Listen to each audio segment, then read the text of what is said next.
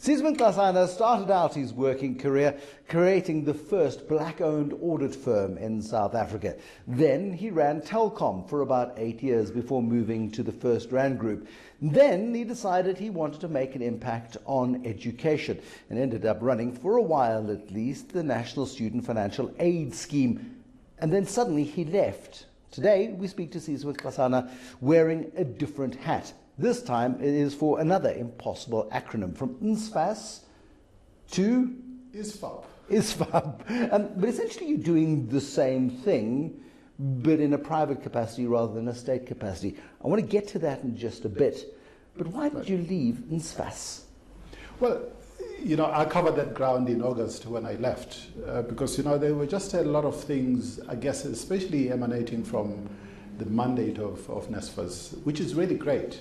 In 2016, 2017, there was a decision made to centralize the application process at NSFAS, which obviously was a major change for NSFAS in terms of what it had to do, including the resources that it had. And secondly, obviously this year, we had to implement the announcement that was made by former President Zuma in December last year, which is about providing subsidized education to students that come from poor and working class backgrounds. And that also put a huge amount of strain on the operations of the National Student Financial Aid Scheme. And I just felt, especially because I was already involved in the private sector initiative, that sometimes it's better to understand where you want to play. But the important thing really here is that government, especially in this country, has always said, as far as higher education is concerned, it's important to realize that it can't just be left to the state to fund higher education, including financial aid to students that are deserving, that the private sector has to play its role. So, I felt it's important for me to play that role of mobilizing the private sector so that we can supplement whatever government is doing in terms of providing access to students that come from poor and working class backgrounds to access higher education, but with other areas of particular focus. Nahawu suggested that you were sort of running a parallel scheme. You were deliberately trying to create get the government scheme to collapse so that your private scheme would be supreme. I mean, that was the assertion from Nahawu. Why were you going sort of running a parallel scheme on the one side in the private sector while also operating the National Student Aid Scheme? Well, obviously, one of the major issues, if you look at the evolution of the National Student Financial Aid Scheme over the years, from the Tertiary Education Financial Program, or TEFSA, to what it is today, I think it's fair to say that it is important to realize that, for starters, there was hardly, if any, private sector involvement in how students were supported. And it was important to, mobilize the private sector, as I indicated earlier. But secondly, there's a particular need for the country to produce the priority skills that we need in the country. And of course, access to higher education is important, but it is also important for us as a country to start addressing some of the issues that are going to contribute to economic growth. And that's why it was, when you have an institution that is a mandate, and it's not necessarily very easy to change that mandate, what you can do is to supplement that mandate and address some of the issues that need to be addressed. Is the state mandate wrong? Are we funding the wrong skills? Are we throwing lots of money at providing access to education, not all of which the country needs necessarily? I mean, I'm an arts graduate, but do we need more arts graduates in the world? We really need the STEM skills. We need the 21st century skills that will make a difference to create the growth, to grow the economy. Yeah, exactly. So there is a need for a sharper focus on producing the skills that the country needs if we're going to deal with the issue of unemployment, poverty, and inequality in the country. But there is also a need for us to not be left behind in this fourth industrial revolution. And therefore, connecting institutions that produce graduates with those that demand the skills, in other words, the employers, is a particularly important mandate. And it was important also to address some of the issues, such as, for instance, the high dropout rates of even those students that are supported by the National Financial Aid Scheme.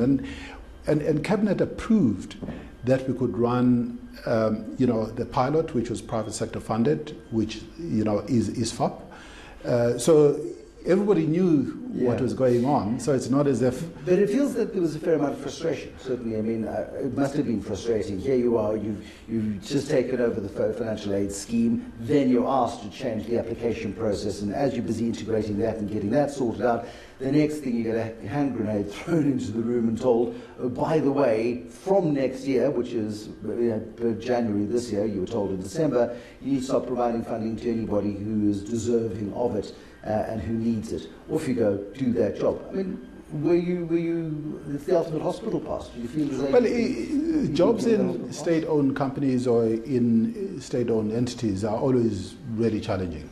At the best of times. I've been there before. I was at Telkom, in my previous life. So, I'm sort of used to that. But, I guess it does come to a stage where you've got to decide how much you can do and how much it's very difficult for you to do. The bottom line question here really is, is there too much expectation put on the National Student Financial Aid Scheme? Just too much of a burden put on that scheme? It's a 30 billion rand budget. I'm not too sure how it succeeds. No, it is difficult. I don't think it's not fixable. I think the issues, in fact, even maybe the administration has done quite a lot of work in terms of making sure they're sorting out the issues. And for me, it was really important that, you've got to know when to step aside and allow other people to take, the issues forward. Did you think that the student aid financial aid scheme had been given a hospital pass, that there was no warning? The Fees Must Fall campaign was getting very vociferous and very strong and very loud in its appeals for fee-free education. The president, either as a farewell gift to the country or as, I'm not sure what he was thinking at the time, simply lumping it on the country and saying, find a way, off you go. Yeah, well, if you look at those decisions, clearly they are decisions that are benefiting a lot of young people today to access higher education. So there's a lot of positive in it. And in fact, if you look at the whole #Fees Must Fall campaign, it is a campaign that has actually raised a lot of pertinent issues that have not been addressed before. What is happening with the Africanization of the curriculum in higher education institutions, or what they call decolonization of the curriculum, has been a really important issue. And all universities today are very sensitive to that issue. They are doing something about it. The issue of African knowledge systems is certainly being taken very seriously, where it wasn't before. The way of learning and teaching has been on the agenda because what the students have been arguing for is that they need quality education, and that issue has now been put firmly on the agenda, and institutions of higher learning are addressing that issue. If you just look at some of the challenges that face the TVET colleges as an example, students have been raising issues in that regard. The whole issue about exam results or qualifications and so on have been issues that have been in that system for a while. So it took the students to raise them so that those issues were now being taken really more seriously than before. But how brittle is the system?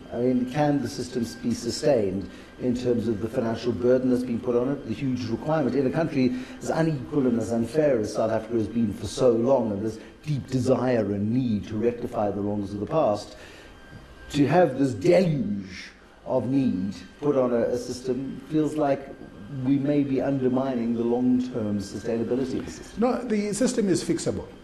It just needs time, and sometimes there's no patience in the system. If you're 19 or 20 years old today, you don't want to wait till you're 30 to get your degree. Sure. You want it, huh? Yeah, and with all the best intentions in the world, if you look at, for instance, the key beneficiaries of what was announced in December last year were young people or students who were learners when #Fees Must Fall was happening. Those who fought for fee-free education, got some benefits, but not to the extent that the first years who are getting into the system got. So there are challenges in the system, and the country can't address all the issues. The government does not have all the resources. If you just consider what happened with the announcement, we ended up with a 1% increase in VAT. Some departments' budgets had to be looked at so that money could be found to do all of this. But we need time. The system needs time to address some of these things. I want to talk about what you're doing in the private sector in just a moment. Sizwe Nxasana, who is accountant turned telecom specialist turned banker turned saviour of tertiary education. We'll talk to him more in just a moment.